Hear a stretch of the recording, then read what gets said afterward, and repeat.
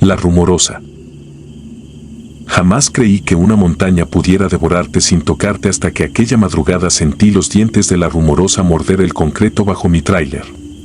Mi nombre es Andrés Lira, nací en Hermosillo y llevo 18 años girando volante en rutas que la mayoría esquiva. He visto choques que pintan la carpeta de rojo y fantasmas de pueblos olvidados, pero nunca nada como lo que sucedió el 14 de noviembre de 2017. Aquella noche acepté trasladar un cargamento de fármacos criogénicos que debía llegar al almacén de Tijuana antes de las 6. Las penalizaciones por retraso hubieran hipotecado mi tracto, así que no había margen para titubeos. Salí de Mexicali a las 23:15. El despacho abrió la reja, sellé puertas y me interné en la oscuridad. Noviembre soplaba un viento cortante que sacudía los espejos como manos heladas. En la radio solo había un zumbido de estática que subía y bajaba como si alguien moviera un potenciómetro lejano. Cerré el circuito eléctrico auxiliar para ahorrar batería y dejé que el motor cantara a 1.400 RPM. Mi Kenworth de 680, la dama gris, se deslizó sin quejarse por el tramo recto anterior a la caseta. Allí pagué peaje con el presentimiento de que compraba algo más que un boleto de paso. El parabrisas se perló de humedad fina apenas rebasé la garita. Activé rociadores con anticongelante y bebí un sorbo de café recalentado. Supo a hierro, a mal agüero.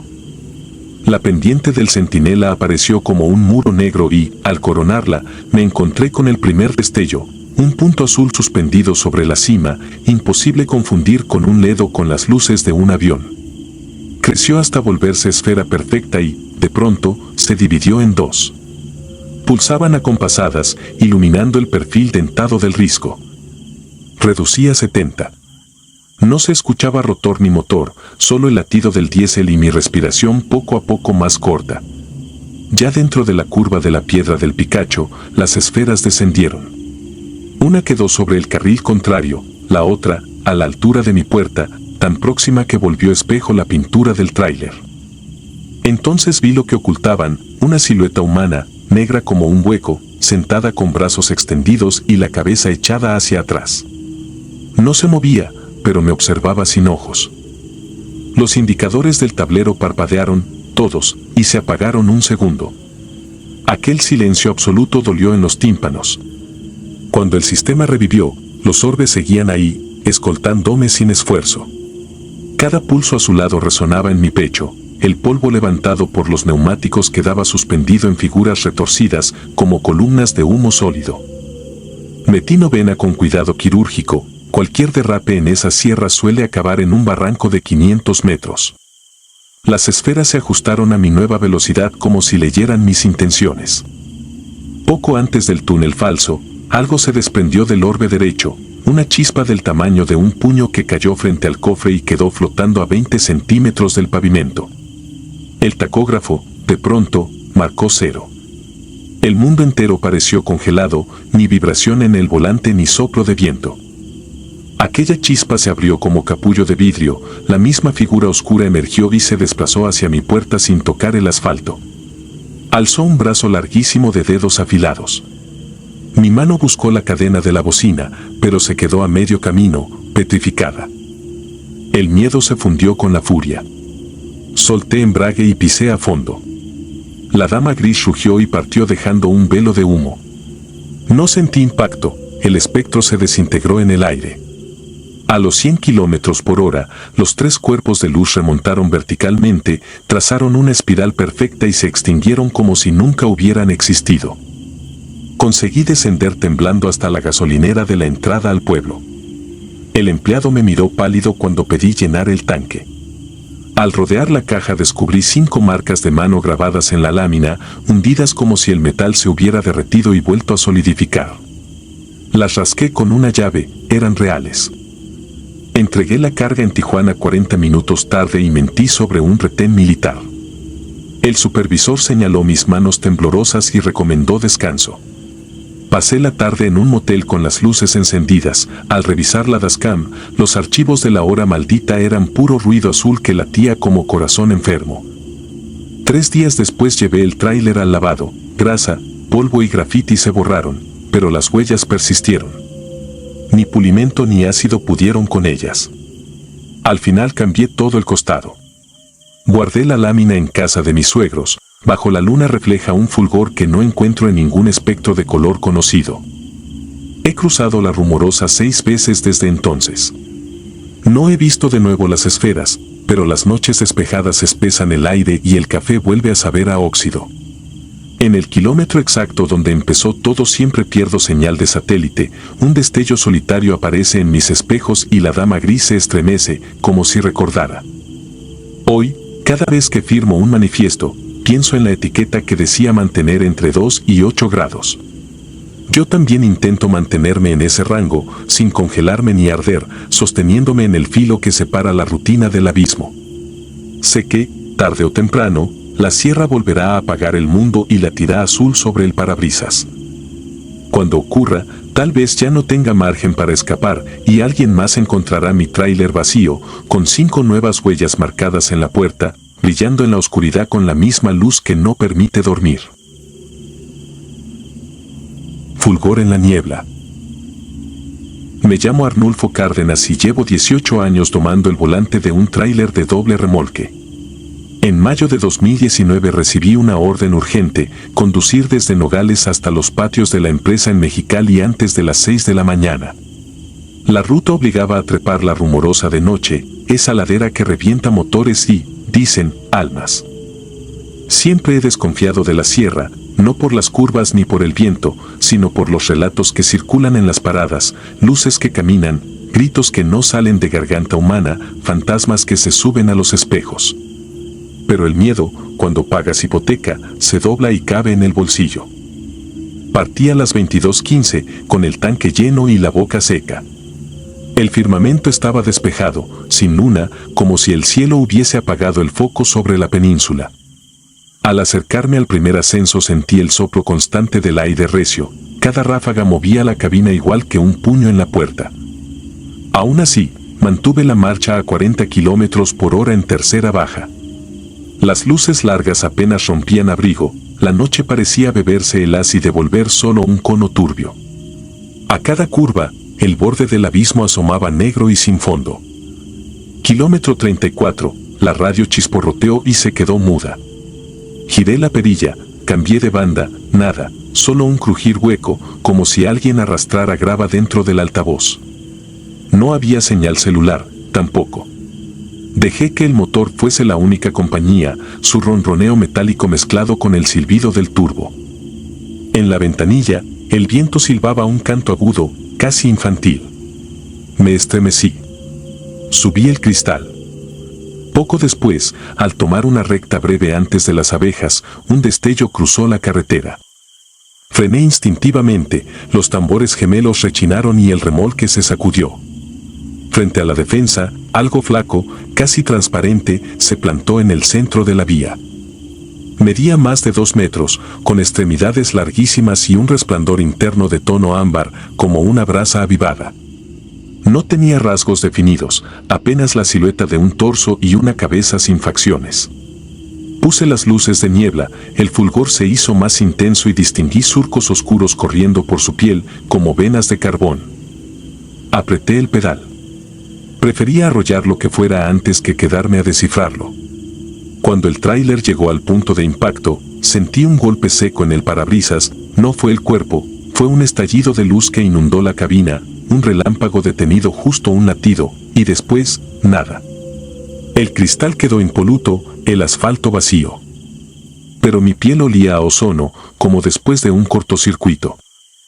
Seguía subiendo cuando el espejo lateral izquierdo reflejó algo imposible. Detrás, sobre el asfalto que ya había recorrido, se multiplicaban esas figuras incandescentes, una docena, quizá más. Todas idénticas, alineadas, mirándome, o eso quise suponer, con la cabeza ligeramente inclinada. El eco del motor reverberaba en las paredes rocosas, y por un momento dudé si seguía en movimiento. La escena parecía congelada, como una foto sobreexpuesta donde solo brillan los sujetos. Mi instinto gritó huir. Aceleré hasta rozar los límites del peso bruto. las llantas delanteras patinaban por las ráfagas transversales y cada metro ganado era una moneda lanzada al aire. Al entrar al tramo de los viaductos elevados, un soplo cruzado me desplazó medio carril. Corregí, pero el volante se puso duro, un rezo mudo salió de mi garganta. Entonces, el aire cambió de tono, dejó de ser viento y se volvió un gemido coral, un zumbido grave que me hizo vibrar los dientes. Las ventanillas temblaron, el tablero chisporroteó. Percibí olor a cable quemado. Con el rabillo del ojo noté movimiento arriba. Miré, en las crestas, aquellos entes caminaban sincronizados sobre las rocas, como si siguieran mi avance. El fulgor de sus cuerpos manchaba la piedra con sombras anaranjadas. De pronto, uno extendió los brazos y aleteó, si eso puede llamarse así. Su forma se dilató, se estiró como humo ardiente y terminó saltando al vacío. Creí que caería sobre la caja, pero se desintegró en un destello antes de tocarla. Los demás lo imitaron, uno tras otro, incendiándose en breves relámpagos. Cada estallido sacudía la estructura, como si una ola de presión golpeara el tráiler. Llegué al mirador conocido como el Cóndor.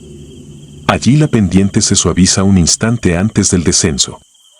Aflojé hasta 20 por hora, temblando.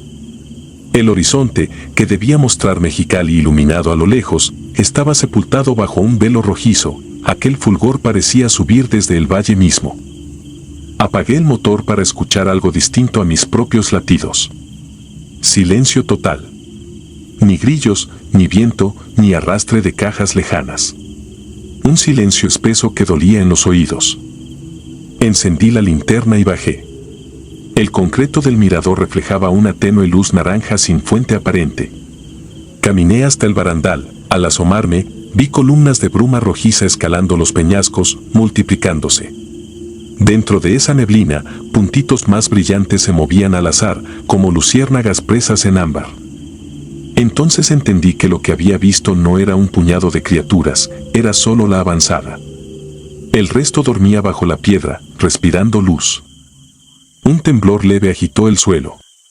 En las juntas de dilatación del viaducto brotaron filamentos luminosos, finísimos, que se retorcían como raíces buscando agua. Retrocedí y tropecé con el parachoques.